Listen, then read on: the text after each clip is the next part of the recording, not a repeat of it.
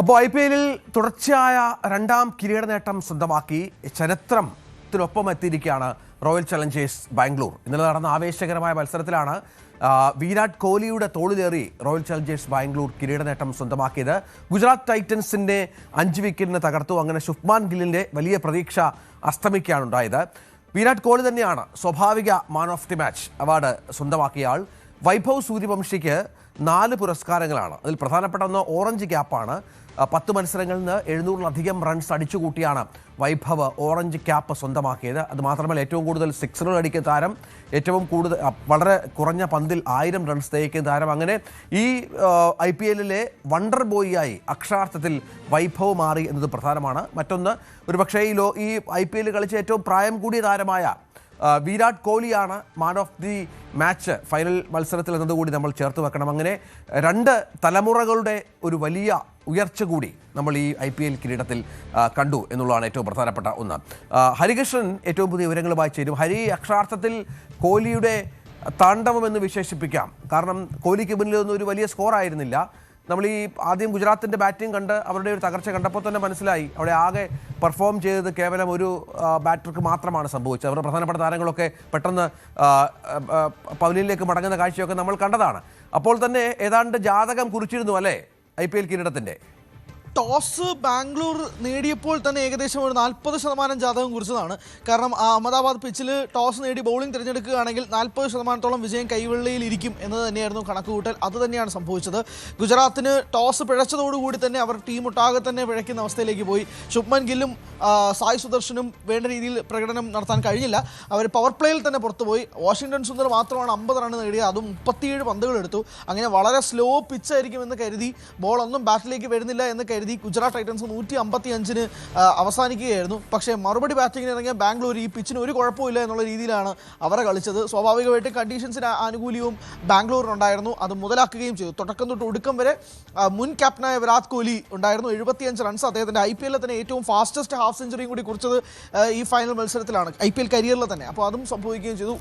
ഭയങ്കര വലിയ തുടക്കമായിരുന്നു വെങ്കടേഷ് അയ്യറും വിരാട് കോഹ്ലിയും ചേർന്ന് നൽകിയത്. അങ്ങനെ 18 ഓവറിൽ കളി കഥം. പക്ഷേ ഒരു 1 സൈഡ് ഗെയിമാണെന്ന് തന്നെ പറയേണ്ടി വരും. ഫൈനലിൻ്റെ വലിയൊരു ആവേശം, അങ്ങനെ 2 ടീമുകൾ തമ്മിലുള്ള ഗംഭീരമായ ആവേശം ഒന്നും തന്നെ കഴിഞ്ഞ മത്സരത്തിൽ ഇല്ലായിരുന്നു. ഫസ്റ്റ് ഇന്നിങ്സ് കഴിഞ്ഞപ്പോൾ തന്നെ ഏകദേശം ഫസ്റ്റ് ഇന്നിങ്സിൻ്റെ പകുതിയോടുകൂടി തന്നെ ജയം RCBക്ക് ആയിരിക്കും എന്ന് തന്നെയാണ് കരുതിയിരുന്നത്. പക്ഷേ വൈഭവ് സൂര്യവംശി, രഞ്ജിത്ത് ആ ഒരു സംഭവം കോട്ട് ചെയ്ത് ഇഷ്ടപ്പെട്ടു. അതായത് ഏറ്റവും പ്രായം കൂടിയ ആൾ മാൻ ഓഫ് ദ മാച്ചായി, ഏറ്റവും പ്രായം കുറഞ്ഞ ആൾ, IPL-ലെ തന്നെ ഏറ്റവും പ്രായം കുറഞ്ഞ ആൾ 4 അവാർഡുകൾ സ്വന്തമാക്കുകയും ചെയ്തത്. Super sixes award, emerging award, super striker award, orange cap, ഈ 4 അവാർഡുകളാണ്. 776 റൺസാണ് വൈഭവ് സൂര്യവംശി ഈ IPL സീസണിൽ കുറിച്ചിരിക്കുന്നത്. 2ാം സ്ഥാനത്ത് ശുഭ്മൻ ഗിൽ, 3ാം സ്ഥാനത്ത് സായ് സുദർശൻ. ഈ ശുഭ്മൻ ഗില്ലും സായ് സുദർശനും കഴിഞ്ഞ മത്സരം ഗംഭീരമായിട്ട് കളിച്ചിരുന്നെങ്കിൽ ഒരു പക്ഷേ വൈഭവിനെ ഓവർടേക്ക് ചെയ്തേനെ. പക്ഷേ എന്തോ വൈഭവിനാണ് ആ ഓറഞ്ച് ക്യാപ്പ് നന്നായിട്ട് ചേരുന്നതെന്ന് തെളിയിക്കുന്ന പോലെയായിരുന്നു. വൈഭവ് ഇന്നലെ കഴിഞ്ഞ മത്സരം പോസ്റ്റ് മാച്ച് പ്രസൻറ്റേഷനിലും ഉണ്ടായിരുന്നു. ഈ 4 അവാർഡുകളും സ്വീകരിക്കാൻ വേണ്ടിയിട്ടുണ്ടായിരുന്നു. 15 വയസ്സും 61 ദിവസവുമാണ് ഇപ്പോൾ വൈഭവ് സൂര്യവംശിയുടെ പ്രായം. ഇത്രയും പ്രായം കുറഞ്ഞ ഒരു ചെറുപ്പക്കാരൻ ഇത്രയും അവാർഡുകൾ കരസ്ഥമാക്കുന്ന ഒരു പക്ഷേ ആദ്യമായിട്ടാണ്. ഇനി അങ്ങനെ റെക്കോർഡ് ബ്രേക്ക് ചെയ്യാൻ കഴിയുമോ എന്നതുപോലും അറിയില്ല.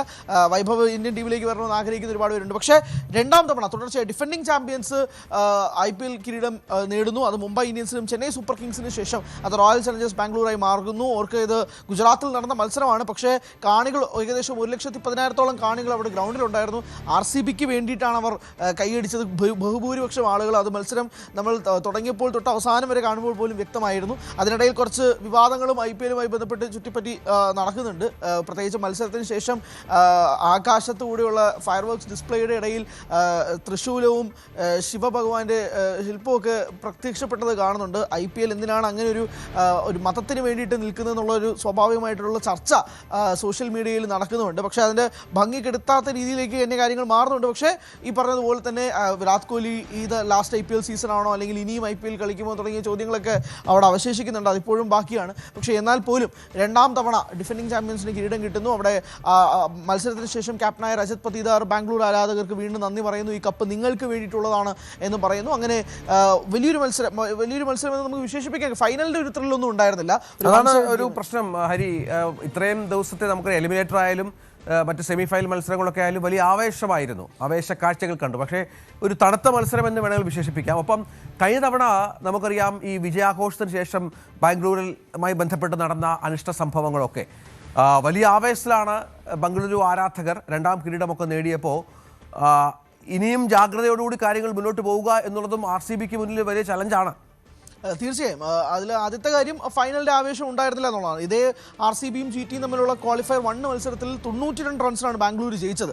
പക്ഷേ ഫൈനലിലേക്ക് വന്നപ്പോഴും അതുപോലെയായിരുന്നു അവസ്ഥ. ഗുജറാത്തിന് വളരെ കഷ്ടപ്പെട്ടാണ് 155-ലെത്തിയത്. വാഷിംഗ്ടൺ സുന്ദറിലായിരുന്നെങ്കിൽ ആ ഒരു സ്കോറിലേക്കും എത്തില്ലായിരുന്നു. വാഷിംഗ്ടൺ സുന്ദർ ഒരറ്റത്ത് പിടിച്ചു നിന്നതുകൊണ്ടാണ്. ഇനി മറ്റൊരു കാര്യം, ഈ പറഞ്ഞതുപോലെ തന്നെ കഴിഞ്ഞ വർഷം ബാംഗ്ലൂരിലുണ്ടായ സ്റ്റാമ്പേഡാണ്. അത് ഇത്രയും അധികം ആളുകളുടെ മുന്നിലേക്ക് ആദ്യമായി ഒരു 18 വർഷങ്ങൾക്ക് ശേഷം കപ്പ് കൊണ്ട് ആർ സി ബി മാനേജ്മെൻറ്റ് എത്തിയതാണ്. അതിന് ഒരു ജാഗ്രത പ്രശ്നവും ഒരുപാട് പ്രശ്നങ്ങളും ഒക്കെ ഉണ്ടായിരുന്നു. പക്ഷേ ഇത്തവണ നമ്മൾ കഴിഞ്ഞ ദിവസത്തിൽ തന്നെ നമ്മൾ രണ്ടുപേരും കൂടി ഫ്രാൻസിൻ്റെ കാര്യം പറയുകയുണ്ടായി. അവിടെ PSG ആദ്യമായിട്ട് 55 വർഷത്തിന് ശേഷം UEFA ചാമ്പ്യൻസ് ലീഗ് കിരീടം നേടിയപ്പോൾ ഫ്രാൻസ് ഒന്നാകെ തന്നെ ഒരു കലാപഭൂമിയായിട്ട് മാറുന്നത് നമ്മൾ കണ്ടതാണ്.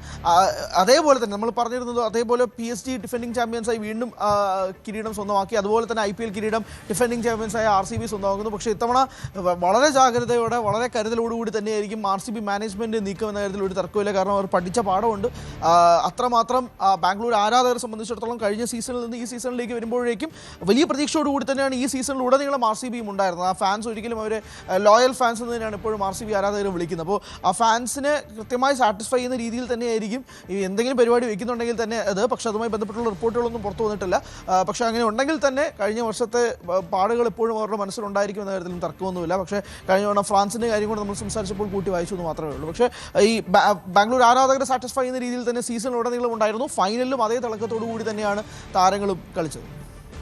ഏതായാലും 20 കോടി രൂപയാണ് ബംഗളൂരുവിന് അവരുടെ പ്രൈസ് മണിയായി ഇന്ത്യൻ പ്രീമിയർ ലീഗ് ചാമ്പ്യന്മാർക്ക് 20 കോടി രൂപയാണ് നൽകുക. റണ്ണേഴ്സപ്പായ ഗുജറാത്തിന് 13 കോടി രൂപ കിട്ടും. 7.5 കോടി ക്വാളിഫയർ റൗണ്ടിൽ രണ്ടിൽ തോറ്റ രാജസ്ഥാൻ റോയൽസിൻ്റെ അക്കൗണ്ടിലേക്ക് എത്തും. 6 കോടി രൂപയാണ് എലിമിനേറ്ററിൽ തോറ്റ സൺറൈസേഴ്സ് ഹൈദരാബാദിന് കിട്ടുക. ടോപ്പ് സ്കോറർ, വിക്കറ്റ് വേട്ടക്കാർ എന്നിവർക്കൊക്കെ 10 ലക്ഷം രൂപ വീതം കിട്ടും. ടൂർണമെൻറ്റിലെ മികച്ച താരത്തിനും ഈ 10 ലക്ഷം രൂപയാണ്. എമർജിംഗ് താരത്തിന് 20 ലക്ഷം രൂപയാണ്. അതായത് വമ്പൻ പ്രതിഫലമാണ് IPL ജേതാക്കൾക്ക് ലഭിച്ചത്. ഇന്നലെ തന്നെ ഈ പറഞ്ഞ പോലെ പണമൊക്കെ കൈമാറി. അങ്ങനെ ഓരോ തവണയും വലിയ ജനപ്രീതി നേടിക്കൊണ്ട് അതിശക്തമായി തന്നെ പ്രേക്ഷക പ്രീതിയൊക്കെ നേടിക്കൊണ്ട് IPL മത്സരങ്ങൾ അങ്ങനെ പുരോഗമിക്കുകയാണ്.